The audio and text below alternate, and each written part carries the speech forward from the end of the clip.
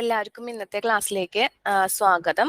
അപ്പൊ നമ്മൾ ഇന്ന് എടുക്കാനായിട്ട് പോകുന്നത് നമ്മളുടെ പേഴ്സണാലിറ്റി മെഷർമെന്റ്സ് ആണ് ഇന്ന് നമ്മൾ എടുക്കാനായിട്ട് പോകുന്ന ടോപ്പിക് കേട്ടോ.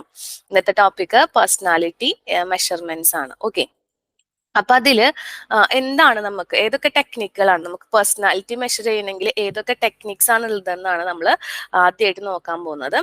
അപ്പൊ അതില് പേഴ്സണാലിറ്റി മെഷർ ചെയ്യാനായിട്ട് 3 ടെക്നിക്കുകളാണ് പറയുന്നത്.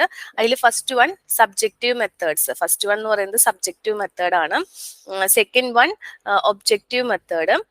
ദെൻ തേർഡ് വൺ എന്ന് പറയുന്നത് പ്രൊജക്റ്റീവ് മെത്തേഡ്. അപ്പൊ 3 മെത്തേഡുകളാണ് പേഴ്സണാലിറ്റി മെഷർ ചെയ്യാനായിട്ട് നമുക്കുള്ളത്. ഫസ്റ്റ് വൺ എന്ന് പറയുന്നത് subjective method, then objective method, then എന്താ പറയാ പ്രൊജക്റ്റീവ് മെത്തേഡുകൾ. ഇത്രയും 3 മെത്തേഡ്സ് ആണ് നമുക്ക് പേഴ്സണാലിറ്റി മെഷർ ചെയ്യാനായിട്ടുള്ളത്. ഓക്കെ, ഇനി നെക്സ്റ്റ് എന്താണ് സബ്ജക്റ്റീവ് മെത്തേഡ്സ്? 3 മെത്തേഡ്സ് നമ്മൾ പറഞ്ഞു, സബ്ജക്റ്റീവ്, ഒബ്ജക്റ്റീവ്, അതുപോലെ തന്നെ പ്രൊജക്റ്റീവ് മെത്തേഡ്. ഇനി എന്താണ് സബ്ജക്റ്റീവ് മെത്തേഡ് എന്നാണ് നോക്കുന്നത്. സബ്ജക്റ്റീവ് മെത്തേഡ് എന്ന് പറയുന്നത് ഒരു നിരീക്ഷണ വസ്തുവായിട്ട് തന്നെ എന്താ പറയാ തനിക്കറിയാവുന്ന കാര്യങ്ങൾ വെളിപ്പെടുത്താൻ വ്യക്തിയെ അനുവദിക്കുന്നതാണ് സബ്ജക്റ്റീവ് മെത്തേഡ്. വളരെ സിമ്പിൾ ആയിട്ട് പറയുകയാണെങ്കിൽ ഞാൻ എന്താണെന്ന് ഞാൻ തന്നെ വെളിപ്പെടുത്താം. ഓക്കെ, അതായത് ഒരു നിരീക്ഷണ വസ്തുവായിട്ട് തന്നെ കുറിച്ച് തനിക്കറിയാവുന്ന കാര്യങ്ങൾ നമ്മളൊരു അത് വെളിപ്പെടുത്താനായിട്ട് നമ്മളൊരു വ്യക്തിയെ അനുവദിക്കുക. അതാണ് എന്ത് സബ്ജക്റ്റീവ് മെത്തേഡ്സ് എന്ന് പറയുന്നത്. വളരെ സിമ്പിൾ ആയിട്ട് ഞാൻ പറഞ്ഞു, എന്താണ് ഞാൻ എന്താണെന്ന് ഞാൻ തന്നെ അത് വെളിപ്പെടുത്താനായിട്ട് എന്നെ തന്നെ അനുവദിക്കുക, അല്ലെങ്കിൽ ഞാൻ തന്നെ വെളിപ്പെടുത്താം. ഇതെല്ലാം ബേസ് ചെയ്തിരിക്കുന്നത് എന്തിനെയാണ്? ഒരു വ്യക്തിക്ക് അവന്റെ ആറ്റിറ്റ്യൂഡിനെ കുറിച്ച്, അവന്റെ പേഴ്സണൽ എക്സ്പീരിയൻസിനെ കുറിച്ച്, അവന്റെ എയിംസിനെ കുറിച്ച്, അവന്റെ താല്പര്യങ്ങളെ കുറിച്ച് എന്താണ് അവന് പറയാനുള്ളത്, എന്താണ് അവൻ അറിയുന്നത്, ഇതിന്റെ ബേസിലാണ് സബ്ജക്റ്റീവ് മെത്തേഡ്സ് ഉള്ളത്. മനസ്സിലായോ? അതായത് ഇതെല്ലാം ബേസ് ചെയ്തിരിക്കുന്നത് എന്തിനാണ്? ഇപ്പൊ ഒരു വ്യക്തി അവനെ കുറിച്ച് തന്നെ വെളിപ്പെടുത്താന്ന് പറയുമ്പം അത് ബേസ് ചെയ്തിരിക്കുന്നത് എന്തിനാണ്? ഒരു വ്യക്തിക്ക് അവന്റെ ആറ്റിറ്റ്യൂഡിനെ കുറിച്ച്, അവന്റെ പേഴ്സണൽ എക്സ്പീരിയൻസ്, എയിംസ്, ഓക്കെ, താല്പര്യങ്ങള്, ഇതിനെ കുറിച്ചൊക്കെ എന്താണ് അവന് പറയാനുള്ളത് എന്നുള്ളതാണ് ഈ സബ്ജക്റ്റീവ് മെത്തേഡ്സിന്റെ ബേസ് എന്ന് പറയുന്നത്. ഇനി അത് മാത്രല്ല, നമുക്ക് വേണമെങ്കിൽ ഇനി വേറൊരാൾക്ക് വേണമെങ്കിൽ ഇത് പറയാം. അപ്പൊ അതെങ്ങനെയായിരിക്കും? അപ്പൊ അതിൽ സബ്ജക്റ്റീവ് മെത്തേഡ്സ് ഡിപ്പെൻഡ് ചെയ്യുന്നത് ഒബ്സർവറിനെ ആയിരിക്കും. നമ്മൾ ഒബ്സർവ് ചെയ്യുന്ന, നമ്മളെ ഇന്റർവ്യൂ ചെയ്യുന്ന, നമ്മളെങ്ങനെ ചെയ്യുന്ന ആള് നമ്മളെങ്ങനെ നോക്കിക്കാണുന്നു എന്നതിന്റെ അടിസ്ഥാനത്തിലും കാര്യങ്ങൾ രേഖപ്പെടുത്തും. ഓക്കെ, അതായത് പലരും പല രീതിയിലായിരിക്കും നമ്മളെ ഒബ്സർവ് ചെയ്യുന്നുണ്ടായിരിക്കാം. അപ്പൊ ഈ സബ്ജക്റ്റീവ് മെത്തേഡ്സിന്റെ പ്രത്യേകത എന്ന് പറയുമ്പം അത് നമ്മുടെ ഒബ്സർവറിന്റെ ഒരു പോയിന്റ് ഓഫ് വ്യൂവിനെയും കൂടെ അത് ഡിപ്പെൻഡ് ചെയ്യുന്നുണ്ട്. ഓക്കെ, അപ്പൊ ഇതാണ് സബ്ജക്റ്റീവ് മെത്തേഡ്സ്. ഇനി ഏതൊക്കെ ടൈപ്പ് സബ്ജക്റ്റീവ് മെത്തേഡ്സ് ഉണ്ടെന്ന് നോക്കാം. പ്രധാനമായിട്ടും സബ്ജക്റ്റീവ് മെത്തേഡ്സ് എന്ന് പറയുന്നത് ഒബ്സർവേഷൻ ഉണ്ട്, case study, interview, anecdotal record, cumulative record. ഇതില് നമ്മൾ ഇപ്പം ഇത്രയും ഏതൊക്കെയാണ് ഏതൊക്കെ മെത്തേഡ്സ് നമുക്ക് പേഴ്സണാലിറ്റി മെഷർ ചെയ്യാനായിട്ടുണ്ട്, അത് ഏതൊക്കെയാണ്, അതിന്റെ കീഴിൽ വരുന്ന ഇമ്പോർട്ടന്റ് ആയിട്ടുള്ള മെത്തേഡ്സ് ഏതൊക്കെയാണ്, ഇത്രയും നമുക്ക് ഇവിടെ അറിഞ്ഞാൽ മതി കേട്ടോ. ഇതിൽ ഫസ്റ്റ് വൺ എന്ന് പറയുന്നത് ഒബ്സർവേഷൻ ആണ്. ഒബ്സർവേഷൻ എന്ന് പറയുമ്പോൾ എന്താണ്? നമ്മളൊരു കാര്യത്തെ ഒബ്സർവ് ചെയ്യാം. ഡാറ്റ കളക്ഷൻ പർപ്പസിന് വേണ്ടിയിട്ടാണ് നമ്മൾ ഒരു കാര്യത്തെ ഒബ്സർവ് ചെയ്യുന്നത്. അതിൽ എന്താണ് ഒരു പേഴ്സൺ ഒരു അപ്രോപ്രിയേറ്റ് സിറ്റുവേഷനിൽ എങ്ങനെയുള്ള ബിഹേവിയർ ആണ് കാണിക്കുന്നത് എന്ന് നമ്മൾ ഒബ്സർവ് ചെയ്യാണ്. ഒരു ഇൻസ്പെക്ഷൻ കൂടിയാണ് നമ്മൾ അവിടെ നടത്തുന്നത്, അല്ലെ? അപ്പൊ ഈ ഒരു മെത്തേഡിനെയാണ് ഒബ്സർവേഷൻ മെത്തേഡ് എന്ന് പറയുന്നത്. ഒരു കമ്മ്യൂണിറ്റിനെ കുറിച്ച് നമുക്ക് അറിയണമെങ്കിൽ നമ്മൾ എന്ത് ചെയ്യണം? ആ കമ്മ്യൂണിറ്റിക്ക് ഉള്ളിലുള്ള കാര്യങ്ങളാണ് അറിയേണ്ടതെങ്കിൽ നമ്മൾ അവരെ അവിടെ ചെന്ന് നിരീക്ഷിച്ചെങ്കിൽ മാത്രമാണ് നമുക്കത് അറിയാനായിട്ട് പറ്റുള്ളൂ. അവർ ഓരോ സിറ്റുവേഷനിലും എങ്ങനെയൊക്കെ ബിഹേവ് ചെയ്യുന്നു എന്ന് നോക്കിക്കണ്ടാൽ മാത്രമാണ് നമുക്ക് കൃത്യമായിട്ടുള്ള ഡാറ്റ കിട്ടുള്ളൂ. അത്തരത്തിലുള്ള എക്സാമിന് അല്ലെങ്കിൽ നിരീക്ഷണത്തിനെയാണ് നമ്മൾ ഒബ്സർവേഷൻ എന്ന് പറയുന്നത്. ഓക്കെ, അപ്പൊ എന്താണ് ഒബ്സർവേഷൻ മനസ്സിലായി കാണും. നമ്മൾ ഒരു ഡാറ്റ കളക്ഷൻ പർപ്പസിന് വേണ്ടിയിട്ട് നമ്മൾ എന്താ ചെയ്യുന്നത്? ഒരു പേഴ്സണെ അല്ലെങ്കിൽ ഒരു കമ്മ്യൂണിറ്റീനെ ഒക്കെ ഒബ്സർവ് ചെയ്യാണ് ചെയ്യുന്നത്. ഓക്കെ, ഇതിലും ഒബ്സർവേഷൻ എന്ന് പറഞ്ഞാൽ എപ്പോഴും കൃത്യം, സ്പെസിഫിക്, സിസ്റ്റമാറ്റിക്, ക്വാണ്ടിറ്റേറ്റീവ് ക്വാണ്ടിറ്റേറ്റീവ് ഒക്കെ ആയിരിക്കണം. അത് മാത്രമല്ല, ഒബ്സർവ് ചെയ്ത കാര്യം കൃത്യമായിട്ട് റെക്കോർഡ് ചെയ്യാൻ വേണം. ഓക്കെ, നമ്മൾ ഒരാൾ ഒബ്സർവ് ചെയ്യാന്ന് പറയുമ്പോൾ അല്ലെങ്കിൽ ഒരു കമ്മ്യൂണിറ്റിനെ ഒബ്സർവ് ചെയ്യാന്ന് പറയുമ്പോൾ അതെങ്ങനെയായിരിക്കണം? സ്പെസിഫിക് ആയിരിക്കണം, സിസ്റ്റമാറ്റിക് ആയിരിക്കണം, ക്വാണ്ടിറ്റേറ്റീവ് ആയിട്ടായിരിക്കണം ചെയ്യേണ്ടത്. കൃത്യമായിരിക്കണം. ഓക്കെ, ഒബ്സർവ് ചെയ്ത കാര്യങ്ങൾ ഞാൻ ഒബ്സർവ് ചെയ്ത് മനസ്സിൽ വെച്ചാൽ മാത്രം പോരാ, നിങ്ങളിത് എന്ത് ചെയ്യണം, കൃത്യമായിട്ട് അത് റെക്കോർഡ് ചെയ്യാൻ വേണം. എന്താണോ കണ്ടത്, ഏതാണോ കേട്ടത്, അത് നമ്മൾ കൃത്യമായി തന്നെ റെക്കോർഡ് ചെയ്യണം. നമ്മൾ ഒരിക്കലും ബയാസ്ഡ് ആവരുത്, നമ്മളുടേതായിട്ടുള്ള കാര്യങ്ങൾ അതിൽ കൂട്ടിച്ചേർക്കരുത്. നമ്മളോട് കൃത്യമായിട്ട് കണ്ട കാര്യങ്ങളും കേട്ട കാര്യങ്ങളും മാത്രമാണ് നമുക്ക് റെക്കോർഡ് ചെയ്യാനായിട്ട് പാടുള്ളൂ. ഇനി ഒബ്സർവേഷൻ 4 ടൈപ്പാണുള്ളത്. പാർട്ടിസിപ്പന്റ് ഒബ്സർവേഷൻ ഉണ്ട്, നോൺ പാർട്ടിസിപ്പന്റ് ഒബ്സർവേഷൻ ഉണ്ട്, കൺട്രോൾഡ് ഒബ്സർവേഷൻ ഉണ്ട്, അൺകൺട്രോൾഡ് ഒബ്സർവേഷൻ ഉണ്ട്. ജസ്റ്റ് ആ പേരുകളൊക്കെ ഒന്ന് തിരിച്ചറിഞ്ഞാൽ മതി കേട്ടോ. ടൈപ്പ് ഓഫ് ഒബ്സർവേഷൻ 4 ടൈപ്പാണ്: participant, non participant, controlled, uncontrolled observation. ഇതിൽ പാർട്ടിസിപ്പന്റ് ഒബ്സർവേഷൻ, ആ പേരിൽ നിന്ന് തന്നെ നമുക്കറിയാം, നമുക്കൊരു ട്രൈബിനെ കുറിച്ചൊക്കെ പഠിക്കണമെങ്കിൽ നമ്മൾ എന്ത് ചെയ്യണം, നമ്മൾ അവരിൽ ഒരാളായി നിന്നിട്ട് അവരെ ഒബ്സർവ് ചെയ്ത് അവരെ മനസ്സിലാക്കണം. അപ്പൊ നമ്മൾ അവരെ കൂട്ടത്തിൽ ഒരാളായിട്ട് നിൽക്കുക, എന്നിട്ട് അവരെ ഒബ്സർവ് ചെയ്യാം. ഓക്കെ, അതാണ് എന്ത് പാർട്ടിസിപ്പന്റ് ഒബ്സർവേഷൻ എന്ന് പറയുന്നത്. ഇനി നോൺ പാർട്ടിസിപ്പന്റ് എന്ന് പറയുമ്പം ഇപ്പൊ നമ്മൾ ഒരാൾ ഒബ്സർവ് ചെയ്യണമെന്ന് തോന്നിക്കഴിഞ്ഞാൽ അയാൾ ചിലപ്പോൾ ആക്ട് ചെയ്യാനുള്ള ചാൻസ് ഉണ്ട്. അപ്പൊ അത് ഒഴിവാക്കാനായിട്ട് നമ്മൾ എന്ത് ചെയ്യാണ്, ഒബ്സർവ് ചെയ്യുന്ന ആള് അവരുടെ കൂടെ ഉണ്ടാവില്ല, ഒരു ഡിസ്റ്റൻസിൽ നിന്നിട്ട് ഒബ്സർവ് ചെയ്യുന്നുണ്ടായിരിക്കും. അവരുടെ ആക്ടിവിറ്റികളിലൊന്നും ഇൻവോൾവ് ചെയ്യില്ല, നമ്മൾ ഔട്ട്സൈഡ് നിന്നിട്ടായിരിക്കും അവരെ ഒബ്സർവ് ചെയ്യുന്നുണ്ടായിരിക്കുക. അതാണ് നോൺ പാർട്ടിസിപ്പന്റ്. അപ്പൊ ഇവിടെ ബയാസ് ഉണ്ടാവാനായിട്ട് സാധ്യതയില്ല, ഇതൊരു അൺബയാസ്ഡ് ഒബ്സർവേഷൻ ആയിരിക്കും. കാരണം നമ്മൾ അവരുടെ കൂടെ നിൽക്കാതെ മാറി നിന്ന് നമ്മൾ ഒരാൾ ഒബ്സർവ് ചെയ്യാണ്, അതിനെയാണ് നോൺ പാർട്ടിസിപ്പന്റ് എന്ന് പറയുന്നത്. പിന്നെ കൺട്രോൾഡ് ഒബ്സർവേഷനും ഉണ്ട്, അൺകൺട്രോൾഡ് ഒബ്സർവേഷനും ഉണ്ട്. കൺട്രോൾ ഒബ്സർവ് ചെയ്യുന്ന രീതി.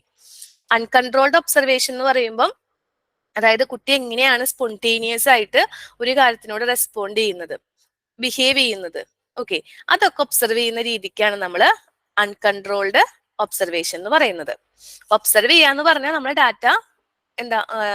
ഡാറ്റ നമ്മൾ ശേഖരിക്കാനായിട്ട്, ഡാറ്റ കളക്ട് ചെയ്യാൻ വേണ്ടിയിട്ട് നമ്മൾ ഒബ്സർവ് ചെയ്യുന്ന ഒരു രീതിയാണ് ഒബ്സർവേഷൻ എന്ന് പറയുന്നത്. 4 ടൈപ്പാണ്: participant observation, non participant, controlled, uncontrolled. അടുത്തതാണ് കേസ് സ്റ്റഡി. കേസ് സ്റ്റഡി എന്ന് പറഞ്ഞാൽ ഒരു സോഷ്യൽ യൂണിറ്റിനെ കുറിച്ച് ഇൻഡെപ്ത് ആയിട്ട്, കോംപ്രിഹെൻസീവ് ആയിട്ടുള്ള പഠനം. ഒരു സോഷ്യൽ യൂണിറ്റിനെ കുറിച്ച് ഇൻഡെപ്ത് ആയിട്ട്, കോംപ്രിഹെൻസീവ് ആയിട്ട് നമ്മൾ പഠിക്കാം, അതാണ് കേസ് സ്റ്റഡി. സോഷ്യൽ യൂണിറ്റ് എന്ന് പറഞ്ഞാൽ ഒരു വ്യക്തി ആവാം, അല്ലെങ്കിൽ ഒരു ഇൻസ്റ്റിറ്റ്യൂഷൻ ആവാം, ഒരു കമ്മ്യൂണിറ്റി ആവാം. നമ്മൾ വളരെ ആഴത്തില് പഠിക്കാം. ഓക്കെ, അതാണ് case study. Then interview. Interview എന്ന് പറയുന്നത് ഒന്നോ അതിലധികമോ ഇന്റർവ്യൂവർ ഉണ്ടാവാം, അതുപോലെ തന്നെ ഇന്റർവ്യൂ ചെയ്യാനിരിക്കുന്ന ആളുണ്ടായിരിക്കും, അതുപോലെ ഇന്റർവ്യൂവിന് വന്ന ആളുണ്ടായിരിക്കും. അവർ തമ്മിലുള്ള ഫേസ് ടു ഫേസ് ഇന്ററാക്ഷൻ ആണ് നമ്മൾ എന്ത് പറയുന്നത്, അതായത് ഈ ഒരു ഇന്റർവ്യൂ എന്ന് പറയുന്നത്. ഇവിടെ ക്വസ്റ്റ്യൻസ് ചോദിക്കും. ഓക്കെ, ഇനി നമുക്ക് ഫോണിൽ കൂടി ചെയ്യാം. ഒരു ഇന്റർവ്യൂ എന്ന് പറയുമ്പോൾ നമുക്ക് ഇൻഫർമേഷൻ കിട്ടാൻ വേണ്ടിയിട്ടാണ് ഇവിടെ ക്വസ്റ്റ്യൻസ് ചോദിക്കുന്നത്. ഈ ഇന്റർവ്യൂ എന്ന് പറയുന്നത് ഫോണിൽ കൂടി ചെയ്യാം, ഓൺലൈൻ ആയിട്ടൊക്കെ നടത്താം. ഓക്കെ, ഇത് നമ്മൾ അവിടെ നിന്ന് കിട്ടുന്ന ഒപ്പീനിയൻസ് കളക്ട് ചെയ്യാണ് ചെയ്യുന്നത്.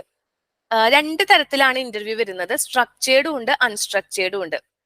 സ്ട്രക്ചേർഡ് ഇന്റർവ്യൂ എന്ന് പറയുമ്പം പ്രീ ഡിറ്റർമിൻഡ് ആയിട്ട് നമ്മൾ പ്ലാൻ ചെയ്യും. എത്ര ചോദ്യം ചോദിക്കണം, എങ്ങനെ ചോദിക്കണം, ആരൊക്കെ ചോദിക്കണം, ഇതൊക്കെ നമ്മൾ പ്ലാൻ ചെയ്യും. അൺസ്ട്രക്ചേർഡ് ആണെങ്കിൽ അവിടെ പ്രീ ഡിറ്റർമിൻഡ് പ്ലാൻ ഒന്നും ഉണ്ടാവില്ല, ഫ്രീ ആയിട്ടുള്ള കോൺവെർസേഷനിലൂടെ ആയിരിക്കും നമ്മൾ ആ ഇന്റർവ്യൂ ഡെവലപ്പ് ചെയ്യുന്നത്. ഓക്കെ, അപ്പൊ ഇന്റർവ്യൂ എന്ന് പറഞ്ഞാൽ എന്താണ്, ഒരു ഫേസ് ടു ഫേസ് ഇന്ററാക്ഷൻ ആണ്. അത് സ്ട്രക്ചേർഡ് ആയിട്ടും നടത്താം, അൺസ്ട്രക്ചേർഡ് ആയിട്ടും നടത്താം.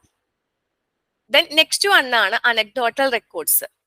അനക്ഡോട്ടൽ റെക്കോർഡ്സ് എന്ന് പറയുമ്പം ഇൻഫോർമൽ ടീച്ചർ ഒബ്സർവേഷൻ റെക്കോർഡ് എന്ന് പറയാം. ഇൻഫോർമൽ ടീച്ചർ ഒബ്സർവേഷൻ റെക്കോർഡ് എന്ന് പറയാം അനക്ഡോട്ടൽ റെക്കോർഡ്സ്. നമ്മൾ സംഭവ വിവരണ രേഖ, ഓർമ്മക്കുറിപ്പ് എന്നൊക്കെ പറയാം. അതായത് ഒരു അധ്യാപകൻ തന്റെ വിദ്യാർത്ഥികളെ നേരിട്ട് അനൗപചാരികമായ രീതിയിൽ നിരീക്ഷിച്ച് കാര്യങ്ങൾ മനസ്സിലാക്കുന്നതിനെയാണ് അനക്ഡോട്ടൽ റെക്കോർഡ്സ് എന്ന് പറയുന്നത്. ഓക്കെ, ക്ലാസ്സിനകത്തും പുറത്തും നമുക്കൊരു കുട്ടിയെ നിരീക്ഷിക്കാം. വിദ്യാർത്ഥിയുടെ സ്വഭാവം, പെരുമാറ്റം, തെറ്റായ കാര്യം നടക്കുമ്പോൾ കുട്ടി എങ്ങനെ ഇടപെടുന്നു, കളിക്കുന്ന സമയത്ത് എല്ലാവരോടും കൂടെ കളിക്കുന്നുണ്ടോ, ചോദ്യങ്ങൾ ചോദിക്കുന്നുണ്ടോ, പറയുന്നുണ്ടോ, എക്സാമിന് മാർക്ക് വാങ്ങിക്കുന്നുണ്ടോ, ഇല്ലേ, പെർഫോമൻസ് എങ്ങനെയാണ്, ഇങ്ങനെയുള്ള കാര്യങ്ങളൊക്കെ ഒരു അനക്ഡോട്ടൽ റെക്കോർഡിൽ രേഖപ്പെടുത്താം. ഇതില് ഒരു കുട്ടിയുടെ പേഴ്സണൽ അഡ്ജസ്റ്റ്മെന്റ്, അതുപോലെ തന്നെ ആ കുട്ടി സൊസൈറ്റിയിൽ എങ്ങനെയാണ് പെരുമാറുന്നത്, ഇതൊക്കെ കുറിച്ചാണ് ഇതിൽ പറയുന്നത്. ഓരോ ഇവന്റും അധ്യാപിക രേഖപ്പെടുത്തും. ആക്യുറേറ്റ് ആൻഡ് ഒബ്ജക്റ്റീവ് ആയിട്ടാണ് ഓരോ ഇവന്റും രേഖപ്പെടുത്തുന്നത്. അധ്യാപിക എന്താണോ കണ്ടത്, എന്താണോ കേട്ടത്, അത് അതുപോലെ തന്നെയാണ് എഴുതി വെക്കുക. അല്ലാതെ അധ്യാപികയുടെ പോയിന്റ് ഓഫ് വ്യൂവിലുള്ള അഭിപ്രായങ്ങൾ അല്ലെങ്കിൽ അധ്യാപികയുടെ അഭിപ്രായങ്ങൾ അതിൽ എഴുതേണ്ട കാര്യമില്ല. എന്താണോ കണ്ടത്, എന്താണോ കേട്ടത്, അത് അതുപോലെ തന്നെ അവിടെ എഴുതി വെക്കും. അതാണ് എന്ത് അനക്ഡോട്ടൽ റെക്കോർഡ്സിന്റെ പ്രത്യേകത. ഓക്കെ, അടുത്തതാണ് നമ്മൾ പറഞ്ഞത് എന്ത് ക്യുമുലേറ്റീവ് റെക്കോർഡ്. ക്യുമുലേറ്റീവ് റെക്കോർഡ് എന്ന് പറയുമ്പം കുട്ടി ആ സ്കൂളിൽ ചേർന്ന ആ ഒരു കാലം മുതൽ ഓരോ ഇയറിലും ഉണ്ടായ കാര്യങ്ങൾ കൂട്ടി എഴുതുന്ന രീതിയാണ് ക്യുമുലേറ്റീവ് റെക്കോർഡ് എന്ന് പറയുന്നത്. കുട്ടിയുടെ പാഠ്യേതരമായ എല്ലാ കാര്യങ്ങളും രേഖപ്പെടുത്തി വെക്കുന്ന റെക്കോർഡാണിത്. ഒരു കുട്ടിയുടെ ജീവിതത്തിൽ ഉണ്ടായിട്ടുള്ള ആഴത്തിലുള്ള എല്ലാ കാര്യങ്ങളും രേഖപ്പെടുത്തിയിട്ടുണ്ടാവും. കുട്ടി സ്കൂളിൽ വന്നത് മുതലുള്ള എല്ലാ രേഖകളും ഇതിനകത്ത് ഉണ്ടായിരിക്കും. ഇതൊരു കോൺഫിഡൻഷ്യൽ ആൻഡ് സിസ്റ്റമാറ്റിക് റെക്കോർഡാണ്. 1ാം ക്ലാസ്സിൽ കുട്ടി ചേരുന്നത് മുതൽ അവന്റെ വീട്ടിലെ കാര്യങ്ങൾ, ഫാമിലി ആയിട്ടുള്ള കാര്യങ്ങൾ എല്ലാം എഴുതി തുടങ്ങും. പിന്നീട് ഓരോ വർഷത്തിലും ഇത് കൂട്ടി എഴുതാനായിട്ട് തുടങ്ങും. ഒരു കുട്ടിയെ സംബന്ധിച്ച് ഒരു ഡീറ്റെയിൽസ് അറിയാനായിട്ട് ഒരു പുതിയ അധ്യാപിക എത്തുമ്പോൾ ആ കുട്ടിയെ സംബന്ധിച്ചുള്ള കാര്യങ്ങൾ അറിയാനായിട്ട് നമ്മൾ എന്ത് ചെയ്താൽ മതി, ഈ ഒരു ക്യുമുലേറ്റീവ് റെക്കോർഡ് വായിച്ചാൽ മതി. ഇതൊരു progressively developed and maintained over sufficient period. ഒരു കുട്ടിയുടെ health, family, school, vocational goal, performance, അതുപോലെ പെർഫോമൻസ് ഓൺ സൈക്കോളജിക്കൽ ടെസ്റ്റ് ഒക്കെ ഇവിടെ രേഖപ്പെടുത്തിയിട്ടുണ്ടായിരിക്കും. ഓക്കെ, ഇതാണ് ഈ ഒരു ക്യുമുലേറ്റീവ് റെക്കോർഡിന്റെ പ്രത്യേകത. അപ്പൊ അനക്ഡോട്ടൽ റെക്കോർഡും ക്യുമുലേറ്റീവ് റെക്കോർഡും തമ്മിലുള്ള വ്യത്യാസം എന്താണെന്ന് നോക്കാം. അപ്പൊ ഇത്ര നേരം നമ്മൾ ഡിസ്കസ് ചെയ്തുകൊണ്ടിരുന്നത് എന്തിനെ കുറിച്ചിട്ടാണ്? സബ്ജക്റ്റീവ് മെത്തേഡിനെ കുറിച്ചിട്ടാണ്. എന്താണ് സബ്ജക്റ്റീവ് മെത്തേഡ് എന്ന് മനസ്സിലായിട്ട് കാണും. അതായത് ഒരു വ്യക്തി സ്വന്തമായിട്ട് അയാളെ കുറിച്ച് തന്നെ പറയാനായിട്ട് അനുവദിക്കുക. അതുപോലെ തന്നെ ആ ഒരു മെത്തേഡ് അല്ലെങ്കിൽ നമ്മൾ എന്താണ് ഇപ്പോൾ നമ്മൾ അനക്ഡോട്ടൽ റെക്കോർഡ്, ക്യുമുലേറ്റീവ് റെക്കോർഡ് എന്ന് പറയുമ്പോൾ ഒരാള് ഒബ്സർവ് ചെയ്തിട്ട് മറ്റൊരാളെ കുറിച്ചിട്ട് എഴുതി വെക്കുക. ഇതാണ് സബ്ജക്റ്റീവ് മെത്തേഡ്സിന്റെ പ്രത്യേകതകൾ. ഈ 5 എണ്ണമാണ് സബ്ജക്റ്റീവ് മെത്തേഡ്സ്. നമ്മൾ ഇതിൽ എല്ലാ കാര്യങ്ങളും ആഴത്തിൽ പഠിക്കണമെന്നില്ല. ഏതൊക്കെ മെത്തേഡ്സ് ആണ് ഏതിന്റെയൊക്കെ അണ്ടറിൽ വരുന്നത് എന്നുള്ളത് കറക്റ്റ് ആയിട്ട് നോക്കി വെച്ചാൽ മതി കേട്ടോ. ഇനി അടുത്ത മെത്തേഡാണ് ഒബ്ജക്റ്റീവ് മെത്തേഡ്. ഒബ്ജക്റ്റീവ് മെത്തേഡ് എന്ന് പറയുമ്പോൾ വളരെ വസ്തുനിഷ്ഠാപരമായിട്ടുള്ള ഒരു ടെസ്റ്റ് ആണ് എന്ത് ഒബ്ജക്റ്റീവ് മെത്തേഡ്. ഇതൊരു സൈക്കോളജിക്കൽ ടെസ്റ്റ് ആണ്, അൺബയാസ്ഡ് ആണ്. ഓക്കെ, സബ്ജക്റ്റീവ് മെത്തേഡ്സ് നമുക്ക് ബയാസ്ഡ് ആവാനുള്ള സാധ്യതകൾ ഉണ്ട്. പക്ഷെ ഇതെന്ന് പറഞ്ഞിട്ടുണ്ടെങ്കിൽ അൺബയാസ്ഡ് ആയിട്ടുള്ള ഒരു ടെസ്റ്റ് ആണ്. ഒരിക്കലും ഇതിൽ എക്സാമിനറിന്റെ വ്യൂ പോയിന്റ് ഒന്നും കടന്നു വരില്ല. ഒരു ഇൻഡിവിജ്വൽ തന്നെ എന്താണോ ശരിയായിട്ടുള്ളത് എന്ന് രേഖപ്പെടുത്താണ് ചെയ്യുന്നത്. ആരെയാണോ നമ്മൾ ടെസ്റ്റ് ചെയ്യുന്നത് ആ വ്യക്തി തന്നെയാണ് എല്ലാ കാര്യങ്ങളും പറയുന്നതും ചെയ്യുന്നതും എഴുതുന്നതും ഒക്കെ. അതുകൊണ്ട് തന്നെ നമുക്ക് എന്ത് പറയാം, ഈ ടെസ്റ്റ് നോട്ട് ബയാസ്ഡ് എന്ന് പറയാം. അപ്പൊ ഒബ്ജക്റ്റീവ് മെത്തേഡ്സ് എന്ന് പറയുന്നത് ബയാസ്ഡ് ആവാൻ ഒരു സാധ്യതയും ഇല്ല. ഇനി ഏതൊക്കെയാണ് നമുക്ക് ഇമ്പോർട്ടന്റ് ആയിട്ട് വരുന്ന ഒബ്ജക്റ്റീവ് മെത്തേഡ്സ് നോക്കാം. ക്വസ്റ്റ്നെയർ ഉണ്ട്, ഇൻവെന്ററി ഉണ്ട്, rating scale, check list, sociometry, situational ടെസ്റ്റുകൾ. ഇത്രയും കാര്യങ്ങളാണ് അതിനകത്ത് വരുന്നത്. അതിൽ ക്വസ്റ്റ്നെയർ എന്ന് പറയുമ്പോൾ എന്തായിരിക്കും, ഒരു ഫോം യൂസ് ചെയ്തിട്ട് നമ്മൾ ചില ക്വസ്റ്റ്യൻസ് ക്രിയേറ്റ് ചെയ്യാണ്. ഓക്കെ, ഇനി നമ്മൾ അതിന് ഉത്തരം കിട്ടാൻ വേണ്ടിയിട്ട് എന്ത് ചെയ്യാണ്, അതിന്റെ റെസ്പോൺസ് എടുക്കാൻ വേണ്ടി റെസ്പോണ്ടന്റിന് കൊടുക്കുന്നു. അവർ സ്വയം അത് ആൻസർ ചെയ്യുന്നു. ക്വസ്റ്റ്നെയർ എന്ന് പറയുമ്പോൾ ഒരു പ്രീ പ്ലാൻഡ് ആണ്. കുറച്ച് ആസ്പെക്ട് മാത്രം സെലക്ട് ചെയ്തിട്ടാണ് ക്വസ്റ്റ്യൻസ് ചോദിക്കുന്നത്. ഉത്തരങ്ങള് നേരത്തെ ഉണ്ടാക്കി വെച്ചിട്ടുള്ള സ്കോറിംഗ് കീ അനുസരിച്ചിട്ട് സ്കോർ ചെയ്യുന്നു. സ്റ്റാൻഡേർഡ് വേയിലാണ് ഇവിടെ സ്കോറിംഗ് നടക്കുന്നത്. 2 ടൈപ്പ് ക്വസ്റ്റ്നെയർ ആണുള്ളത്. ക്ലോസ്ഡ് അല്ലെങ്കിൽ സ്ട്രക്ചേർഡ് ഫോമും ഉണ്ട്, ഓപ്പണന്റ് അല്ലെങ്കിൽ അൺറെസ്ട്രിക്റ്റഡ് ഫോമും ഉണ്ട്. അതായത് ക്ലോസ്ഡ് ഓർ സ്ട്രക്ചേർഡ് ഫോമും ഓപ്പൺ എൻഡ് ഓർ അൺറെസ്ട്രിക്റ്റഡ് ഫോമും. ക്ലോസ്ഡ് എന്ന് പറയുമ്പോൾ നമുക്കറിയാം ഫിക്സ്ഡ് റെസ്പോൺസുകളാണ്, യെസ് ഓർ നോ മാത്രമേ കൊടുക്കാൻ പറ്റുള്ളൂ. ഓപ്പൺ എൻഡ് എന്ന് പറയുമ്പോൾ ഫ്രീ റെസ്പോൺസുകൾ കൊടുക്കാം. നമ്മൾ എന്താണോ പറയാൻ ആഗ്രഹിക്കുന്നത് അത് അതുപോലെ തന്നെ നമുക്ക് എഴുതാനായിട്ട് സാധിക്കും. ഇതാണ് ക്വസ്റ്റ്നെയറിന്റെ പ്രത്യേകത.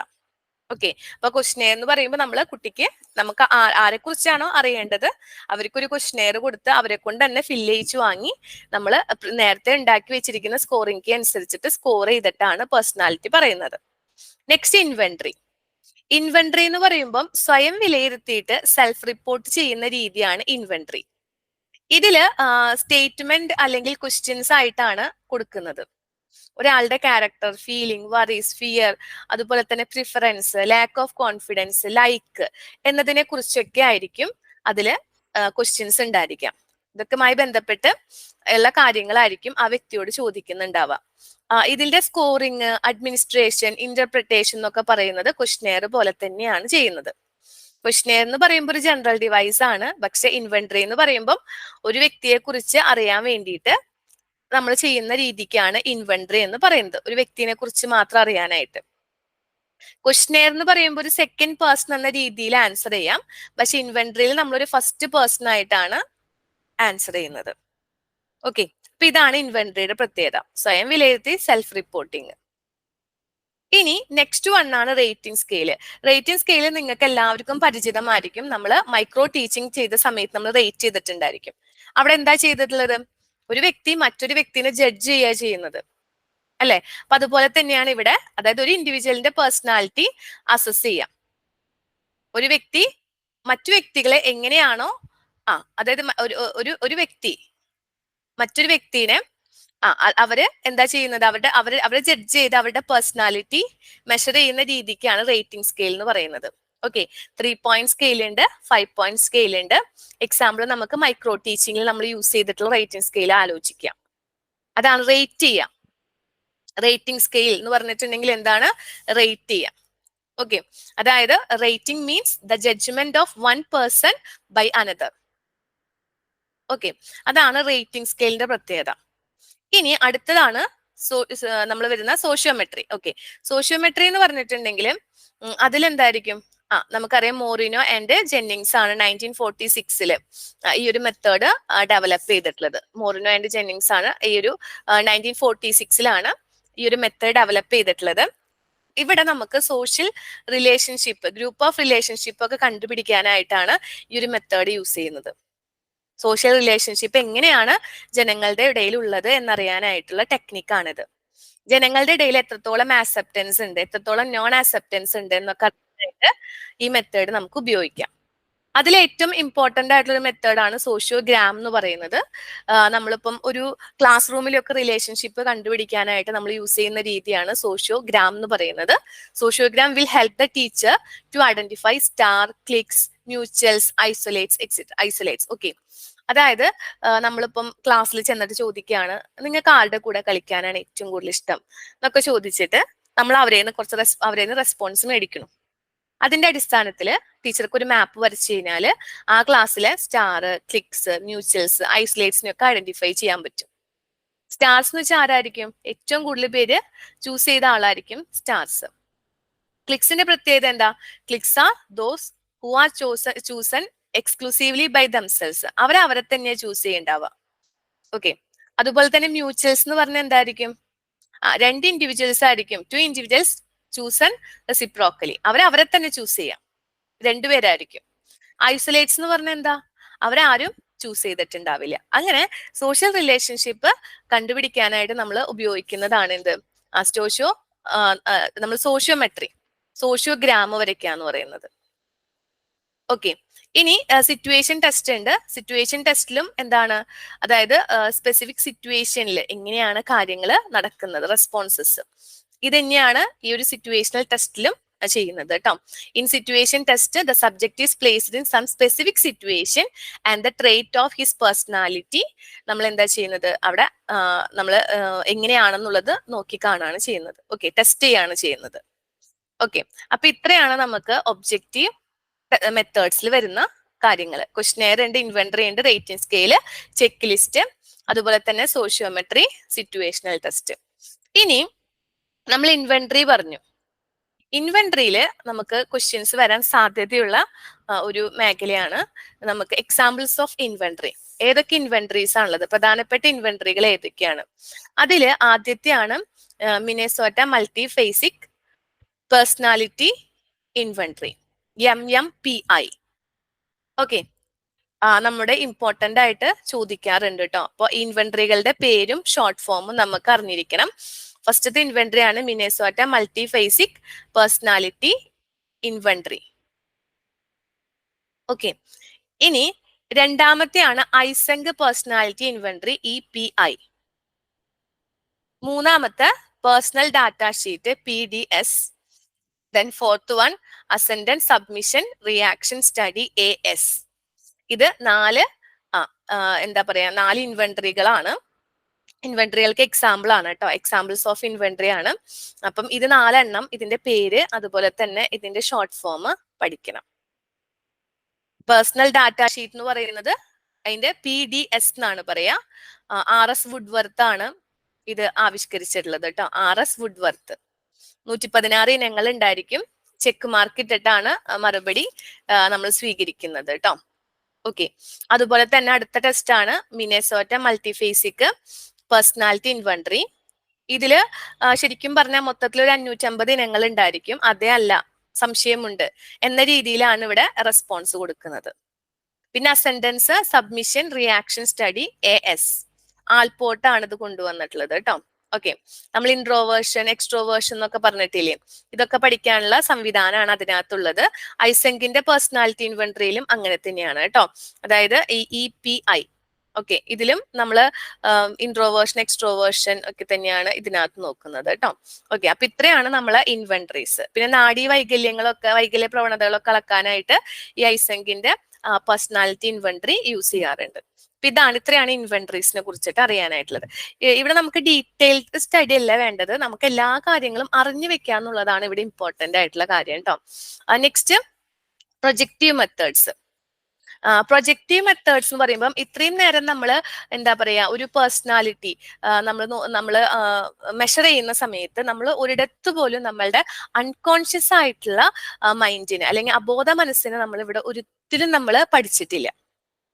ഓക്കെ, അപ്പം ഒരാളുടെ പേഴ്സണാലിറ്റി എന്ന് പറയുന്നത് നമുക്ക് അറിയണമെങ്കിൽ അതിലെന്തും കൂടെ നമുക്കറിയണം, അയാളുടെ അൺകോൺഷ്യസ് മൈൻഡിനെ കുറിച്ചിട്ടും കൂടിയുള്ള കാര്യങ്ങൾ അറിഞ്ഞാൽ മാത്രമാണ് അയാളുടെ പേഴ്സണാലിറ്റി, നമ്മളുടെ ആ ഒരു മെഷർമെന്റ് ഓഫ് പേഴ്സണാലിറ്റി എന്ന് പറയുന്നത് കംപ്ലീറ്റ് ആവുള്ളൂ.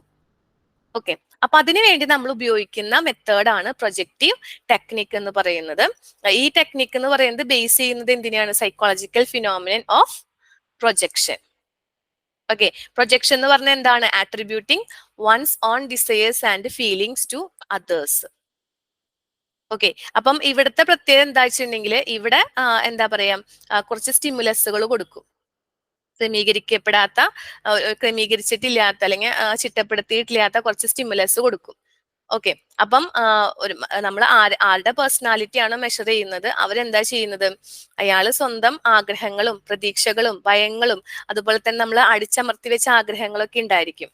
അതൊക്കെയാണ്, അതിനൊക്കെ അനുസരിച്ചിട്ടായിരിക്കും എന്ത് ആ ചിത്രങ്ങള് അല്ലെങ്കിൽ ആ സ്റ്റിമുലസിനനുസരിച്ച് അയാൾ പ്രതികരിക്കുന്നുണ്ടായിരിക്കാം. ഓക്കെ, ഇതാണ് പ്രൊജക്റ്റീവ് മെത്തേഡ്സിന്റെ ബേസ് എന്ന് പറയുന്നത്. The subject are project their own emotions, attitudes and impulses onto the image and then use these projections to explain an image, tell a story or finish a sentence. Okay, അപ്പം ഇങ്ങനെയാണ് നമ്മൾ projective മെത്തേഡിൽ കൂടെ നമ്മൾ അവിടെ ചെയ്യുന്നത് എന്താ? നമ്മളുടെ അൺകോൺഷ്യസ്, അതായത് നമ്മൾ അബോധ മനസ്സിനെയാണ് ഇവിടെ പഠനവിധേയമാക്കുന്നത്. ഓക്കെ, നമ്മളിവിടെ അൺകോൺഷ്യസ് ബിഹേവിയറിനെയാണ് നമ്മളിവിടെ പഠനവിധേയമാക്കുന്നത് കേട്ടോ. അപ്പൊ അതൊന്ന് ശ്രദ്ധിച്ചു വെക്കുക, പ്രൊജക്റ്റീവ് മെത്തേഡ്സിന്റെ പ്രത്യേകത. ഓക്കെ, ഇനി ഇതിലെ ടെസ്റ്റ് മെറ്റീരിയൽ എന്ന് പറയുന്നത് വേഗ് ആയിട്ടുള്ള പിക്ചേഴ്സ് ഉണ്ടാവാം, ഇങ്ക് ബ്ലോട്ട്സ് ഉണ്ടാവാം, അതുപോലെ തന്നെ ഇൻകംപ്ലീറ്റ് സ്റ്റോറീസ് ഒക്കെയാണ് ഇവിടെ നമ്മൾ ടെസ്റ്റ് മെറ്റീരിയൽ ആയിട്ട് യൂസ് ചെയ്യുന്നത്. ഓക്കെ, ഇനി ഏതൊക്കെയാണ് ഇമ്പോർട്ടന്റ് പ്രൊജക്റ്റീവ് ടെക്നിക്സ് നോക്കാം. ഇമ്പോർട്ടന്റ് ആയിട്ടുള്ള പ്രൊജക്റ്റീവ് ടെക്നിക്സ് എന്ന് പറയുന്നത് റൊഷാക്ക് ഇങ്ക് ബ്ലോട്ട് ടെസ്റ്റ് ഉണ്ട്, തെമാറ്റിക് അപ്രിസെപ്ഷൻ ടെസ്റ്റ് ഉണ്ട്, ചിൽഡ്രൻസ് അപ്രിസെപ്ഷൻ ടെസ്റ്റ് ഉണ്ട്, word association test, picture association test, incomplete sentence technique, story telling. അപ്പൊ അതില് ഫസ്റ്റ് വൺ എന്ന് പറയുന്നത് എന്താ? റൊഷാക്ക് ഇങ്ക് ബ്ലോട്ട് ടെസ്റ്റ് ആണ്. ഡെവലപ്പ് ചെയ്തിട്ടുള്ളത് ആരെന്നെയാണ്? റൊഷാക്ക് തന്നെയാണ് ഡെവലപ്പ് ചെയ്തിട്ടുള്ളത് കേട്ടോ.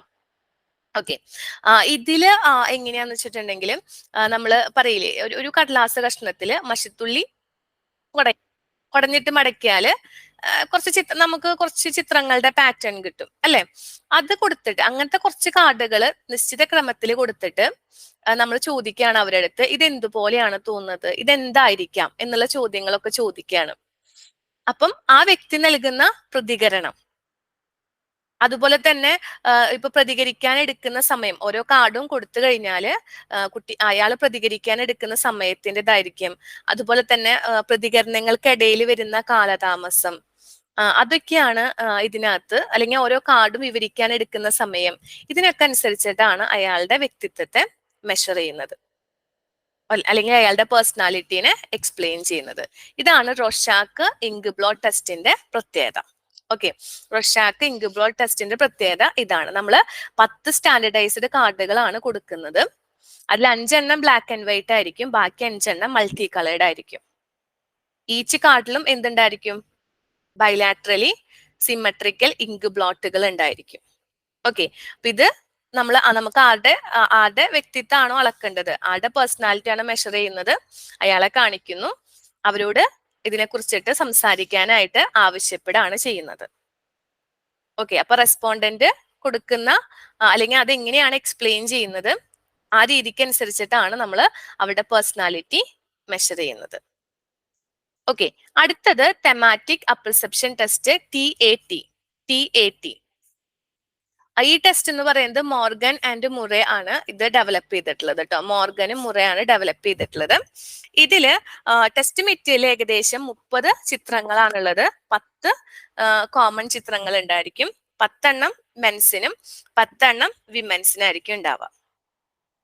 ഓക്കെ, ഇതില് ശരിക്കും പറഞ്ഞു കഴിഞ്ഞാല് ആക്ച്വൽ ലൈഫ് സിറ്റുവേഷൻസുമായിട്ട് ബന്ധപ്പെട്ടിട്ടുള്ള കുറച്ച് ചിത്രങ്ങളായിരിക്കും കൊടുക്കുന്നുണ്ടാവുക. ഓരോ കാർഡും ഇന്റർപ്രറ്റ് ചെയ്യാനായിട്ട് അവരോട് പറയാണ് ചെയ്യാം. ഓക്കെ, ഈ പിക്ചറിന് പ്രസന്റിൽ എന്ത് സംഭവിക്കുന്നു, പാസ്റ്റിൽ എന്ത് സംഭവിച്ചിട്ടുണ്ടായിരിക്കും, ഫ്യൂച്ചറിൽ എന്താണ് സംഭവിക്കാൻ പോകുന്നത് എന്നൊക്കെ എക്സ്പ്ലെയിൻ ചെയ്യാനാണ് പറയാം. ഓക്കെ, അപ്പം ഒരു കഥ ഈ ഒരു പിക്ചേഴ്സിനെ ആധാരമാക്കിയിട്ട് കഥ വികസിപ്പിക്കുന്ന സമയത്ത് എന്തുണ്ടായിരിക്കും, അയാളുടെ ഉള്ളിലുള്ള വികാരങ്ങള്, അയാളുടെ ആഗ്രഹങ്ങള്, ഇതൊക്കെയായിരിക്കും പുറത്തു വരുന്നുണ്ടാവുക. ഓക്കെ, ഇതിനനുസരിച്ചിട്ടാണ് അയാളുടെ പേഴ്സണാലിറ്റീനെ വ്യാഖ്യാനിക്കുന്നത്. ഇതാണ് എന്ത് തെമാറ്റിക് അപ്രസെപ്ഷൻ ടെസ്റ്റ്. ആരാണ് ഡെവലപ്പ് ചെയ്തെന്നുള്ളത് ശ്രദ്ധിക്കുക, മോർഗൻ ആൻഡ് മുറെ. ഓക്കെ, അപ്പം ഈ സ്റ്റോറി പറയുന്ന സമയത്ത് എന്താണ്, ഈ പിക്ചേഴ്സിനകത്തുള്ള സ്റ്റോറി പറയുന്ന സമയത്ത് ഓട്ടോമാറ്റിക് ആയിട്ട് അവരുടെ ഇന്നർ ഫീലിങ്സ് റിവീൽ ചെയ്യും. ഇനി അടുത്തത് ചിൽഡ്രൻസ് അപ്രസെപ്ഷൻ ടെസ്റ്റ് ആണ്, CAT. ഇത് ഡെവലപ്പ് ചെയ്തിട്ടുള്ളത് ബെല്ലാക്കാണ്. ഇത് 3 മുതൽ 10 വയസ്സ് വരെയുള്ള കുട്ടികളുടെ പേഴ്സണാലിറ്റി അറിയാനാണ്, നമ്മൾ മെഷർ ചെയ്യാനാണ് ഈ ഒരു ടെസ്റ്റ് എന്ന് പറയുന്നത്. 10 കാർഡുകളാണ് ഉണ്ടാവുക. 10 കാർഡില് picture of animals in various life situations ആയിരിക്കും ഈ ഒരു കാർഡില് ഉണ്ടായിരിക്കാം. കുട്ടികളോട് അതിനെ ബേസ് ചെയ്തിട്ട് ഒരു സ്റ്റോറി പറയാനാണ് പറയാം. അപ്പം അതിലൂടെ കുട്ടി എന്താ ചെയ്യുന്നത്, കുട്ടി സ്വയം അവരുടെ ഫീലിങ്സ് തന്നെയാണ് പ്രൊജക്ട് ചെയ്യുന്നത്. ഓക്കെ, ഇനി വേർഡ് അസോസിയേഷൻ ടെസ്റ്റുകൾ ഉണ്ട്. വേർഡ് അസോസിയേഷൻ ടെസ്റ്റ് ഡെവലപ്പ് ചെയ്തിട്ടുള്ള യുങ് ആണ് വേർഡ് അസോസിയേഷൻ ടെസ്റ്റ് ഡെവലപ്പ് ചെയ്തിട്ടുള്ളത്. അതില് എന്താ വെച്ചിട്ടുണ്ടെങ്കിൽ നമ്മൾ ബിഹേവിയർ ഡിസോർഡർ ഡയഗ്നൈസ് ചെയ്യാനാണ് യൂസ് ചെയ്യുന്നത്. അതൊന്ന് ശ്രദ്ധിക്കുക കേട്ടോ. Word association test behaviour disorder ഒക്കെ ഡയഗ്നൈസ് ചെയ്യാനായിട്ടാണ് യൂസ് ചെയ്യുന്നത്. ഇതിൽ നമ്പർ ഓഫ് വേർഡ്സ് ഉണ്ടായിരിക്കും. അതായത് സ്കൂൾ, ഹോം, കമ്മ്യൂണിറ്റി, അങ്ങനത്തെ ഏരിയയിൽ നിന്നൊക്കെയുള്ള വേർഡ്സുകൾ ഉണ്ടായിരിക്കും. നമ്മളോട് സബ്ജക്റ്റിനോട് പറയുന്നത് എന്താ വെച്ചാൽ, അതായത് ആരെയാണോ നമ്മൾ പരീക്ഷകനായിട്ട് എടുക്കുന്നത്, റെസ്പോണ്ടന്റ് ആയിട്ട് എടുക്കുന്നത്, അവരോട് നമ്മൾ, അല്ലെങ്കിൽ സബ്ജക്ട് നമ്മൾ പഠിക്കുന്ന ആരെയാണോ അവരാണ് നമ്മൾ സബ്ജക്ട് എന്ന് പറയുന്നത്, അവരോട് സംസാരിക്കാനായിട്ട് ആവശ്യപ്പെടും. ആദ്യത്തെ വേർഡിനെ കുറിച്ചിട്ട് സംസാരിക്കാനായിട്ട് ആവശ്യപ്പെടും. മനസ്സിലായോ? അപ്പം എങ്ങനെയാണ് അവരുടെ ആ ഒരു റെസ്പോൺസ്, അതിനനുസരിച്ചിട്ടാണ് അവരുടെ ഇന്നർ ഫീലിങ്സ് നമുക്ക് മനസ്സിലാക്കാനായിട്ട് പറ്റുന്നത്. വേർഡ് അസോസിയേഷൻ ടെസ്റ്റ് കേട്ടോ. ഓക്കെ, ഇനി അടുത്തത് പിക്ചർ സിറ്റുവേഷൻ ഇൻഡെക്സ്, PSI. അതും മോർഗൻ തന്നെയാണ് ഡെവലപ്പ് ചെയ്തിട്ടുള്ളത്. ഇതിൽ 10 കാർഡുകളാണ് ഉണ്ടാവുക. Home situations involving boy and his mother in conflict. അതാണ് ആ ചിത്രത്തിന്റെ ആ ഒരു എന്താ പറയാ ആധാരം എന്ന് പറയുന്നത്. ഓക്കെ, 10 കാർഡുകളിലും എന്തായിരിക്കും ഉണ്ടാവുക, depicting a home situation involving a boy and his mother in conflict. കുട്ടിക്ക് ഓരോ പിക്ചേഴ്സും കാണിച്ചു കൊടുക്കാണ്. അവരോട് അതില് ഓരോ ക്യാരക്ടറിനെ കുറിച്ചിട്ട് ചോദിക്കും, അവര് എങ്ങനെയാണ് ഫീൽ ചെയ്യുന്നതെന്ന് ചോദിക്കും. ഓക്കെ, അതിലൂടെ കുട്ടിയുടെ പ്രോബ്ലംസും ബാക്കി കാര്യങ്ങളൊക്കെ കുട്ടി അതിലൂടെ എക്സ്പ്ലെയിൻ ചെയ്യുമ്പോൾ കുട്ടിയുടെ ആ ഒരു ഇന്നർ ഫീലിങ്സ് ഒക്കെ നമുക്ക് മനസ്സിലാവും. അതാണ് പിക്ചർ സിറ്റുവേഷൻ ഇൻഡെക്സ് എന്ന് പറയുന്നത്. ഓക്കെ, പിന്നെ സെന്റൻസ് കംപ്ലീഷൻ ടെസ്റ്റ് ഉണ്ട്. സെന്റൻസ് കംപ്ലീഷൻ ടെസ്റ്റ് എന്ന് പറയുമ്പോൾ ഇൻകംപ്ലീറ്റ് സെന്റൻസുകളാണ്, കുട്ടികളോട് അത് കംപ്ലീറ്റ് ചെയ്യാനായിട്ട് ആവശ്യപ്പെടുകയാണ് ചെയ്യുന്നത്. ഓക്കെ, അപ്പൊ അവരെ കംപ്ലീറ്റ് ചെയ്യാനായിട്ട് ഉപയോഗിക്കുന്ന ആ ഒരു വേ അനുസരിച്ച് നമുക്ക് ആ കുട്ടീനെ മനസ്സിലാക്കാനായിട്ട്, ആ കുട്ടിയുടെ പേഴ്സണാലിറ്റി ട്രേറ്റ് മനസ്സിലാക്കാനായിട്ട് സാധിക്കും. ഓക്കെ, ലാസ്റ്റ് വൺ എന്ന് പറയുന്നത് സ്റ്റോറി ടെല്ലിംഗ് അല്ലെങ്കിൽ അതുപോലെ സ്റ്റോറി കംപ്ലീഷൻ ടെസ്റ്റുകളാണ്. ഇത് അതായത് കുട്ടിയോട് ഒരു സ്റ്റോറി ഒരു സ്റ്റോറി പറയാനോ അല്ലെങ്കിൽ ഒരു സ്റ്റോറി കംപ്ലീറ്റ് ചെയ്യാനോ ആവശ്യപ്പെടാണ് ചെയ്യുന്നത്. അതിലൂടെ നമുക്ക് എന്ത് മനസ്സിലാവും? കുട്ടിയുടെ ഇന്നർ ഫീലിങ്സ്, ഡിസയേഴ്സ്, വറീസ് ഇതെല്ലാം മനസ്സിലാക്കാനായിട്ട് സാധിക്കും. ഓക്കെ, ഇത്രയാണ് പ്രൊജക്ഷൻ മെത്തേഡില് അല്ല പ്രൊജക്റ്റീവ് മെത്തേഡിൽ നമുക്ക് ഇമ്പോർട്ടന്റ് ആയിട്ട് വരുന്ന ടെസ്റ്റുകൾ. Rorschach inkblot test, apperception test, children's apperception test, word association, picture association, incomplete sentence test, sentence technique, storytelling. Okay, ഇനി ഓരോ ടെസ്റ്റും ഈ ഒരു 3 ടെസ്റ്റ് ഡെവലപ്പ് ചെയ്ത ആരാന്നുള്ളത് പ്രത്യേകം ശ്രദ്ധിച്ചു വെക്കാം. ഇതിന്ന് ക്വസ്റ്റ്യൻസ് വരാറുണ്ട്. റൊഷാക്ക് ഇംഗ്ബ്ലോട്ട് ടെസ്റ്റ് ആണെങ്കിൽ റൊഷാക്ക് തന്നെയാണ്. തെമാറ്റിക് അപ്രസെപ്ഷൻ എന്ന് പറഞ്ഞാൽ മോർഗനും മുറയാണ്. ദെൻ ചിൽഡ്രൻസ് അപ്രസെപ്ഷൻ ടെസ്റ്റ് എന്ന് പറയുന്നത് ബെല്ലാക്കാണ്. ഓക്കെ, അപ്പൊ ഇത്രയും കാര്യങ്ങളാണ് നമുക്ക് മെഷർമെന്റ് ഓഫ് പേഴ്സണാലിറ്റിയിൽ പ്രധാനമായിട്ടും പഠിക്കാനുള്ളത്. 3 മെത്തേഡ്സ് ആണ്. സബ്ജക്റ്റീവ് മെത്തേഡ്സ് ഉണ്ട്, ഒബ്ജക്റ്റീവ് മെത്തേഡ്സ് ഉണ്ട്, പ്രൊജക്റ്റീവ് മെത്തേഡ്സ് ഉണ്ട്. ഓരോന്നിന്റെയും കീഴിൽ വരുന്ന മെത്തേഡ്സ് ഏതൊക്കെയാന്നുള്ളത് നോക്കി വെക്കുക. അത് എങ്ങനെയൊക്കെയാണ് എക്സിക്യൂട്ട് ചെയ്യണേന്നുള്ളതും ഒന്ന് മനസ്സിലാക്കി വെക്കുക. ഇതിൽ നിന്ന് വരുന്ന ക്വസ്റ്റ്യൻസ് നമുക്ക് ഈസി ആയിട്ട് ആൻസർ ചെയ്യാനായിട്ട് സാധിക്കും. ഓക്കെ, അതുപോലെ തന്നെ ഈ ഷോർട്ട് ഫോമുകളൊക്കെ ഒന്ന് നോക്കി വെക്കണം. ആര് ഡെവലപ്പ് ചെയ്തു എന്നുള്ളത് നോക്കി വെക്കണം. ഇത്രയും കാര്യങ്ങളാണ് ഇതിനകത്ത് ശ്രദ്ധിക്കേണ്ടത് കേട്ടോ. ഓക്കെ, അപ്പൊ ഇത്രയാണ് നമുക്ക് ഇന്നത്തെ ക്ലാസ്സിൽ പറയാനായിട്ടുള്ളത്. ബാക്കി നമുക്ക് നെക്സ്റ്റ് ക്ലാസ്സിൽ ഡിസ്കസ് ചെയ്യാം. ഇതോടുകൂടി നമ്മളുടെ പേഴ്സണാലിറ്റി ആൻഡ് മെഷർമെന്റ്സ് എന്ന് പറയുന്ന ഒരു ഭാഗം തീരുവാണ് കേട്ടോ. ഓക്കെ, അപ്പൊ ഇങ്ങനെ നമുക്ക് നെക്സ്റ്റ് ഒരു ടോപ്പിക്കായിട്ട് നെക്സ്റ്റ് ക്ലാസ്സിലേക്ക് കാണാം. Okay, thank you.